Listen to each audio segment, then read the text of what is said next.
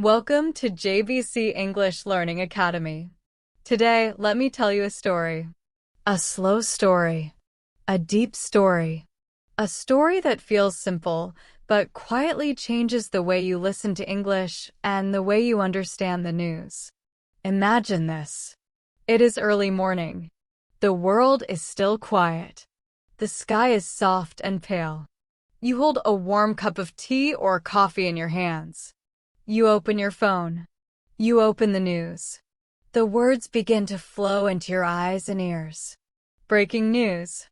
Urgent news. Shocking news. The voice sounds confident. The pictures look serious. And inside your heart, you feel something move. Maybe fear. Maybe anger. Maybe worry. Maybe trust. You do not stop to think. You do not stop to question. You just listen. You just believe. This is where our story begins. This is the moment when English becomes more than words. This is the moment when listening becomes power. Many years ago, I was just like you. I listened to the news in English every day. I wanted to improve my listening. I wanted to sound smart. I wanted to understand the world. I thought listening more was enough. I thought understanding the words was the same as understanding the truth. But one day, something strange happened. I heard the same news story on two different channels. The words were English. The grammar was correct. The voices were strong and clear. But the feeling was different. One voice made me feel afraid. The other voice made me feel calm. One voice said this person was a hero. The other voice said this same person was dangerous. I felt confused. I asked myself a quiet question. How can the same story feel so different? At that moment, I felt a small crack inside my understanding. And inside that crack, curiosity was born. I began to listen again, but this time more slowly. I noticed the tone. I noticed the pauses. I noticed which facts were repeated and which facts were hidden. I noticed how some words were emotional and some words were neutral. I realized something important. News is not only information. News is a story. And every story has a storyteller. This realization was the beginning of my transformation. And today, I want to walk with you through this journey, step by step, slowly, gently, in simple English, so you can feel confident, calm, and clear when you listen to the news. At first, it may feel uncomfortable. You may feel lost.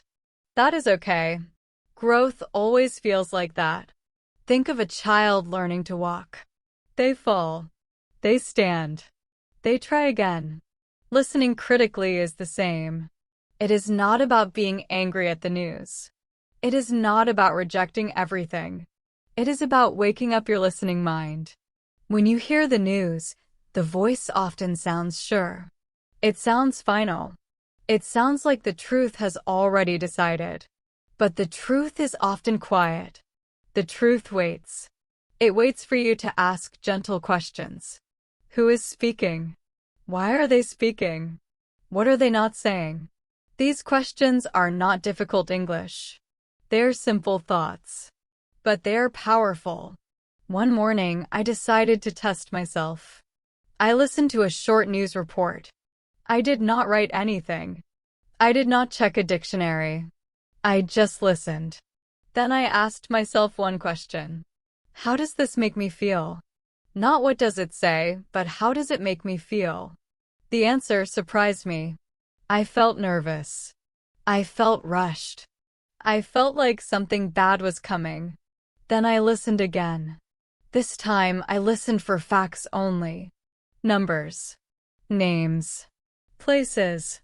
Time. Suddenly, the story became smaller. The fear became quieter. I realized the emotion was added by the voice, not by the facts.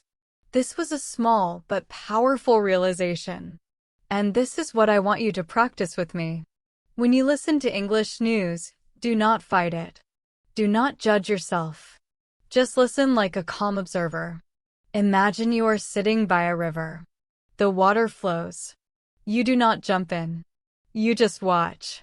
The words flow. You watch them. You feel them. You question them. This is how critical listening begins. As the days passed, I started to enjoy listening more. Not because I agreed with everything, but because I understood more deeply. I could hear when a reporter was trying to make me feel afraid. I could hear when a story was missing another side. I could hear when opinions were dressed like facts. And something beautiful happened. My English improved naturally. My listening became sharper. My speaking became calmer. I could talk about news without shouting, without fear, without confusion. I could say, I heard this, but I am not sure yet. I could say, this is one side of the story. I could say, I want to listen more. This is the voice of a confident English speaker. Not fast, not loud, but clear and thoughtful. Maybe right now you feel overwhelmed.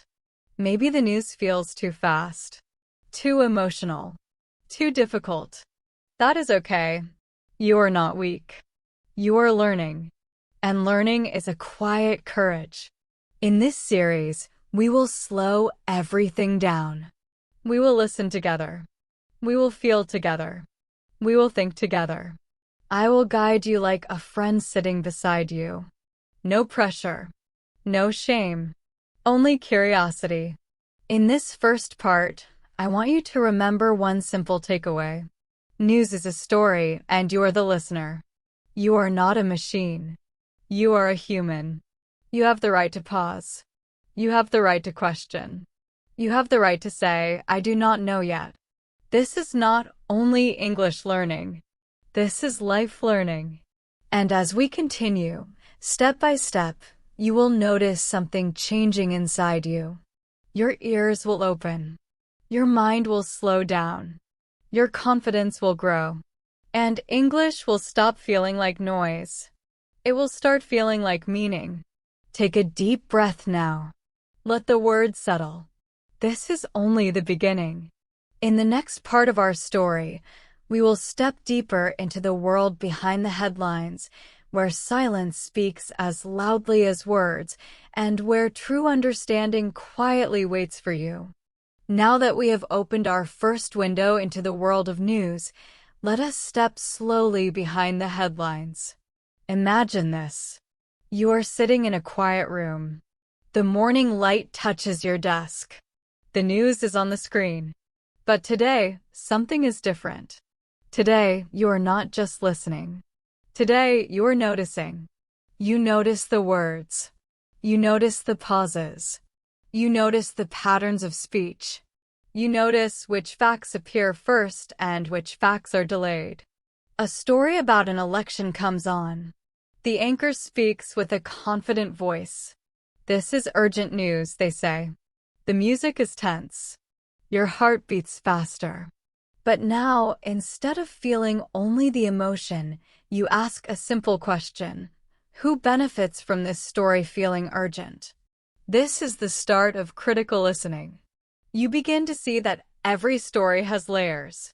There is the surface, which is the words and the facts. Then there is the depth, which is the way the words are presented, the choice of images, the tone of voice. And finally, there is what is missing, the silence, the questions that are not asked, the context that is left out. At first, this can feel confusing. You may wonder, how can I understand all this while listening in English? That is normal. Your brain is learning to notice more than words. Your ears are learning to hear meaning. Step by step, slowly, this skill grows. Let me tell you a story. A few years ago, I listened to a breaking story about a natural disaster. The voice on one channel said it was terrible, the worst in decades. The images were dramatic. The music was alarming. My first reaction was fear. But then I listened to another channel. The facts were the same. The place, the numbers, the time, The people affected were exactly the same. But the tone was calmer. The words were gentle. The focus was on hope, on rescue, on support. I realized something important. The news itself did not change. Only the presentation changed. And that is a powerful lesson for any English learner. Words alone are not the whole story. Tone, pacing, repetition, and silence are part of the story too. This is why listening critically is so important. As we continue, I want you to practice a simple exercise with me. Listen to a short news segment. First, listen as you normally would. Notice your feelings. Are you anxious? Excited? Curious? Then, listen again slowly. Focus on the facts only. Write down names, numbers, places, times. Notice the difference. One version may feel emotional. The other may feel factual. This exercise trains your mind to separate words from emotion, and this separation strengthens both your English and your thinking. Critical listening is not about being cynical. It is about being awake. It is about noticing layers. And English becomes easier when you practice in this way. Your brain learns patterns. You begin to hear emphasis, intonation, and subtle meaning naturally. In my own experience, practicing this skill changed the way I spoke too. When I explained the news to friends, I could do so calmly. I could share what I knew without assuming I understood everything. I could pause when a fact was unclear. I could ask questions when something was missing. These habits do not just help you in English. They help you in life. They help you make thoughtful decisions. They help you communicate clearly. They help you become confident. Now, you may feel nervous about missing something. That is normal. Everyone feels that at first. But remember, listening critically is a skill, not a test. There is no right or wrong in noticing. The more you practice, the more your English will grow naturally. The words will feel familiar. The sentences will sound clear. And your mind will become calm and focused. Take a deep breath. Imagine you are walking slowly through a city. The sounds of traffic, voices, and footsteps are around you. You hear everything, but you do not react immediately. You observe. You notice. You understand. This is the same way we will approach news in English. Observe first, react later. Notice first, judge later. Listen first, understand later. In the next section, we will learn how to question the story itself. We will discover the hidden assumptions, the choices behind the words, and the quiet messages that are not spoken aloud. By the end of this part, you will feel more awake as a listener. You will feel more confident in English. And you will start to see the world behind the words, slowly, gently, and clearly. Keep your ears open, your mind curious, and your heart calm. The story continues, and your journey is only beginning. Now that we have stepped behind the headlines and started to notice the layers of news, it is time to take the next step. Today, we will learn the power of questions. Simple questions, but questions that change the way you listen, the way you understand, and the way you speak in English. Imagine this. You are sitting at your desk again, the news is on, and your mind is calm. You do not feel rushed. You do not feel pressured. You just listen. A story begins about a new policy, a decision, or a person in the news. Instead of accepting it at face value, you quietly ask, who is speaking? Why are they speaking now? Who benefits from this story? These questions may feel small, but they are powerful keys. When I first began practicing this skill, I felt uncomfortable. At first, it felt like I was being rude or skeptical. I thought maybe I should just trust the news. But slowly, I realized that asking questions is not about distrust. It is about awareness. It is about understanding. Let me share a story. A few years ago, a news channel reported a major economic crisis. The language was urgent. The visuals were dramatic. My first feeling was panic. But then I asked, who is speaking? Why no? What is not being said? I realized that some important details were missing. The report focused on one region, one sector, and ignored others. The anchor emphasized fear, not hope or context. By asking questions, I could see the story more clearly. I began to understand that critical listening is a habit, a gentle habit, like breathing or walking. The more you practice, the more natural it becomes. And here is the beauty. As you ask questions in English, your vocabulary and understanding grow naturally. You begin to recognize words, phrases, and patterns. You notice when something is repeated for emphasis. You hear tone and intonation more clearly. And your mind starts to think in English, not just translate from your own language.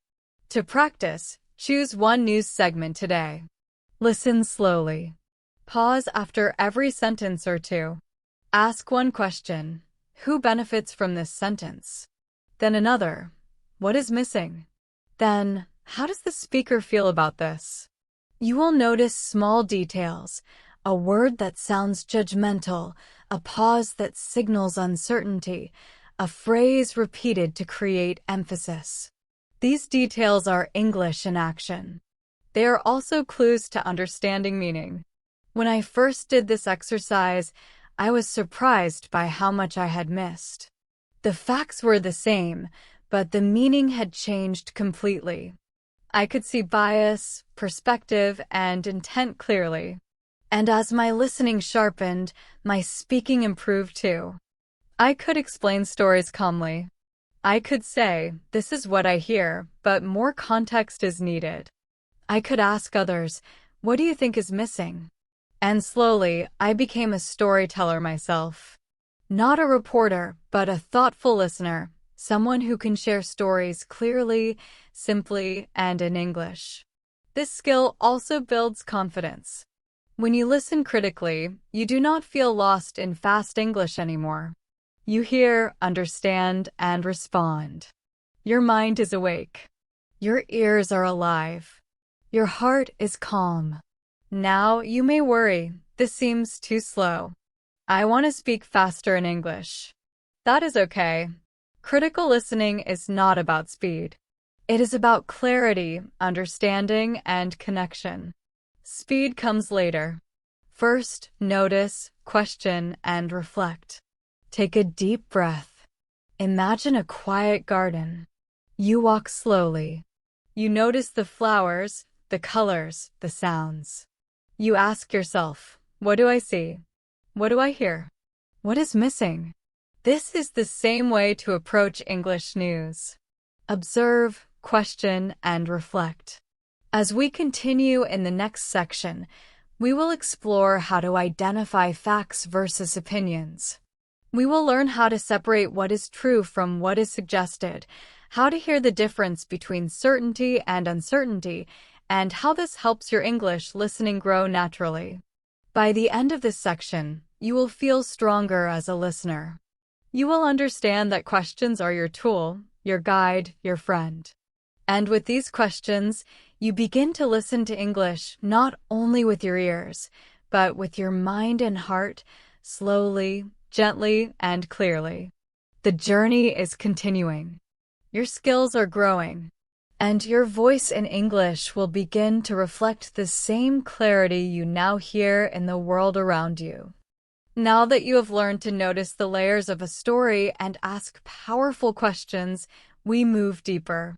Today, we explore facts and opinions. This is a key skill for listening critically in English and also for speaking clearly. Imagine this. You are sitting with a notebook, a pen in your hand, and the news is playing. A reporter says, this policy will create serious problems. Your first reaction may be agreement, disagreement, or even confusion. But now you pause. You ask, is this a fact or is this an opinion? Facts are simple. Facts are things that can be proven or checked.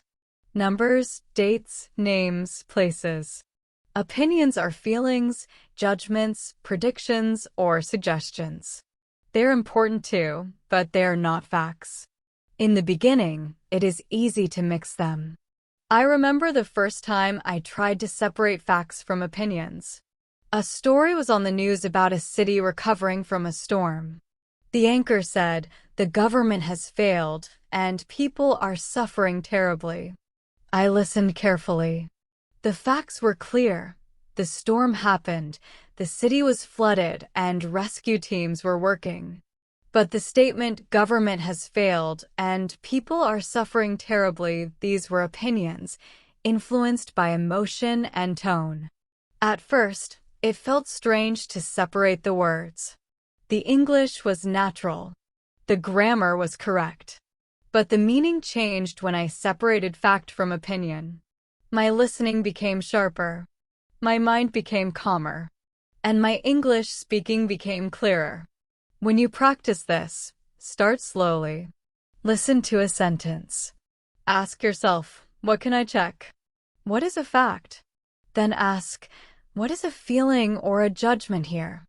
This simple practice will help you hear English more clearly.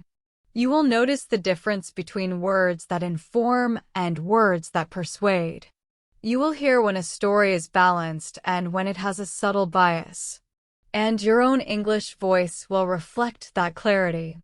You will begin to explain ideas calmly. The fact is this. The opinion is that. You will sound natural, clear, and thoughtful. One morning, I listened to a story about the economy. At first, the sentences felt overwhelming. But as I separated facts from opinions, I noticed patterns. The words that seemed urgent were often opinions. The words that were repeated were sometimes meant to persuade. And slowly, I could summarize the story in simple English without panic.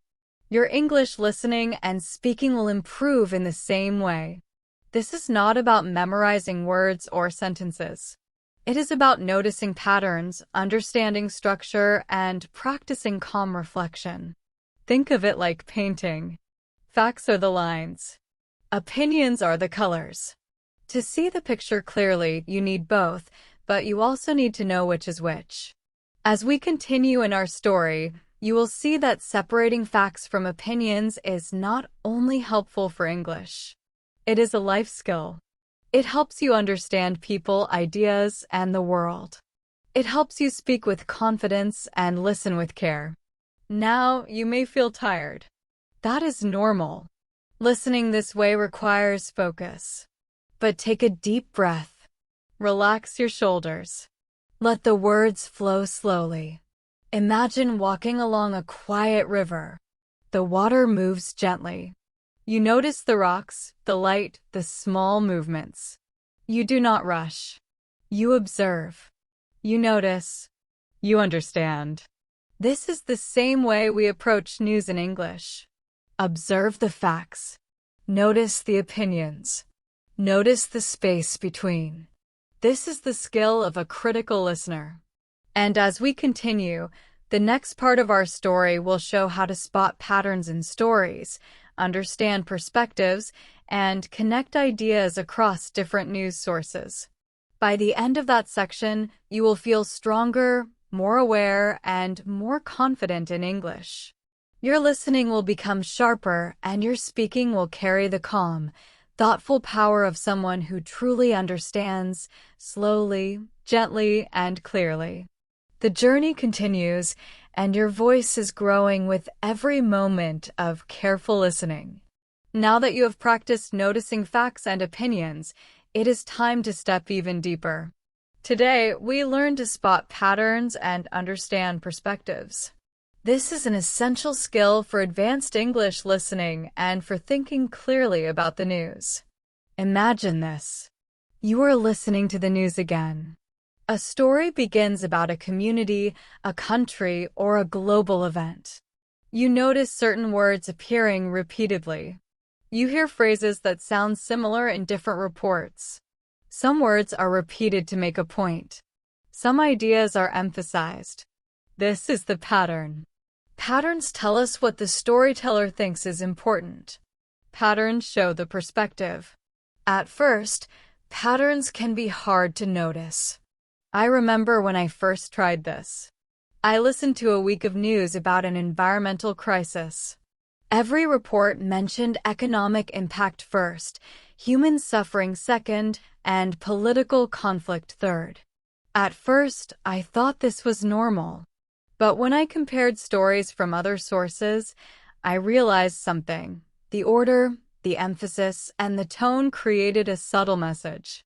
The pattern reflected the perspective of the media outlet. Some stories highlighted hope and recovery. Others highlighted fear and blame. Patterns help you see these differences. They show how words guide feelings. They help your English listening go beyond grammar and vocabulary. Your ears begin to notice rhythm, emphasis, and repetition. Your mind begins to connect ideas. Your understanding deepens naturally. To practice this, choose a news topic. Listen to several reports. Pay attention to repeated words, repeated ideas, and the order of information. Ask yourself, what seems important to the storyteller? What is highlighted? What is left out? Then, listen again and compare another source. You will notice differences. You will see the same event through multiple perspectives. And slowly, your listening skill becomes sharper. You begin to hear English not only as words, but as ideas, emotions, and intentions. In my own journey, noticing patterns changed everything. I could explain a news story to friends in simple English. I could summarize multiple perspectives calmly. I could say, here is what happened. Here is one way to see it. Here is another way to see it. And my speaking became confident, natural, and thoughtful. Patterns also help you predict language. When you know the rhythm and repetition in English news, you can anticipate phrases, understand meaning faster, and feel more confident in conversations. You will notice that English listening stops feeling random. It begins to feel like a story with layers, a map you can follow. Your mind becomes calm, focused, and curious. Now, you may feel overwhelmed by differences. One source says one thing. Another source says another. That is okay. That is normal. Patterns are not about certainty. They are about understanding. They help you see how stories are shaped. They help you hear English in context, not only as isolated words. Take a deep breath. Imagine standing on a hill, looking at a city. You see streets, buildings, people, and movement. You notice patterns, the flow of traffic, the rhythm of life. Listening to English news is the same. Observe, notice patterns, compare perspectives, understand the rhythm. This is how advanced listening works. This is how your English grows naturally. As we continue, the final section will show you how to combine everything, noticing layers, asking questions, separating facts from opinions, and spotting patterns. You will learn how to listen fully, understand deeply, and speak clearly, slowly, and confidently in English. The journey is almost complete, and your listening skills are becoming strong and natural, step by step, story by story. Now we reach the final part of our journey, where all the skills we have learned come together. This is where listening fully and speaking clearly in English becomes natural, calm, and confident. Imagine this. You are sitting in your quiet room. The news is on. Your notebook is open. You are ready, but not rushed.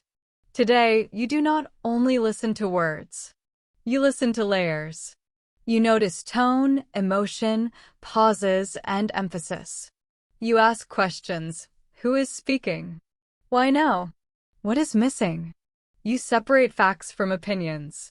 You notice patterns and perspectives. You compare stories across sources.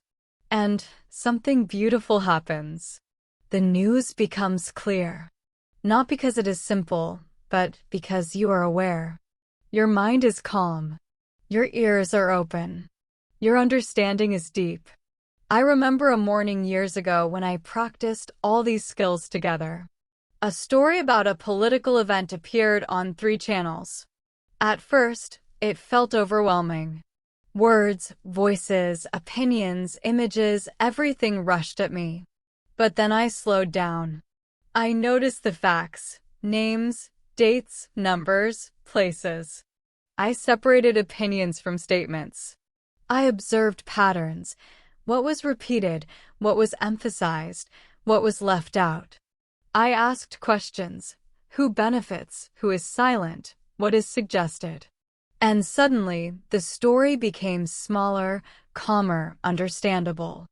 I could explain it in simple English without fear, without confusion. And that is the power of full listening. As you practice this, your English speaking will grow too. You will be able to summarize news, explain ideas, and discuss opinions calmly. You will use clear, simple English naturally. You will not rely only on memorized phrases or translations. You will think in English. And your confidence will grow quietly, steadily, like a river flowing. To practice this fully, start with a short news segment. First, listen once normally. Then pause. Ask your questions. Identify facts and opinions. Notice patterns. Compare sources. Then, try to explain the story in your own words in English. Speak slowly. Use simple sentences. Notice how your voice becomes calm, thoughtful, and natural. This is how storytelling in English works. Listening and speaking are connected. The better you listen, the clearer you speak. The calmer your mind, the stronger your words. And the more you practice, the easier it becomes. One important thing to remember: mistakes are not a problem. Missing a detail, misunderstanding a word, or misinterpreting a tone is part of learning. Every mistake is a step forward. Every pause is a learning moment. Every question you ask makes your English stronger. Think of yourself as a gardener. Each day, you water your skills, listening, questioning, noticing, reflecting. Slowly, your English grows like plants in sunlight. By practicing full listening, you are not only learning English. You are learning to understand the world better, to think more clearly, and to speak with calm confidence. Now, take a moment. Close your eyes. Breathe deeply. Think of all the skills you have learned in this journey. Notice how your ears, mind, and heart are aligned. Notice the confidence growing quietly inside you. The world of English news, conversations, and ideas is no longer confusing. It is a space where you can listen fully, question gently, understand deeply, and speak clearly. This is the transformation. This is the power of storytelling in English. And this is the journey that you will continue every day, step by step. Your English will grow naturally, your listening will sharpen, your speaking will become clear and calm, and your understanding of the world will deepen. Remember this final takeaway: listen fully, think critically, speak clearly. Every story, every sentence, every word is an opportunity to practice, to grow, and to become confident. And with each practice, your voice in English becomes stronger, more thoughtful, and more natural. You have completed this journey with me, gently, slowly, and clearly. And tomorrow, with every story you listen to, you will continue to build your skills. You are now a thoughtful listener, a careful thinker, and a confident speaker in English. And this is only the beginning.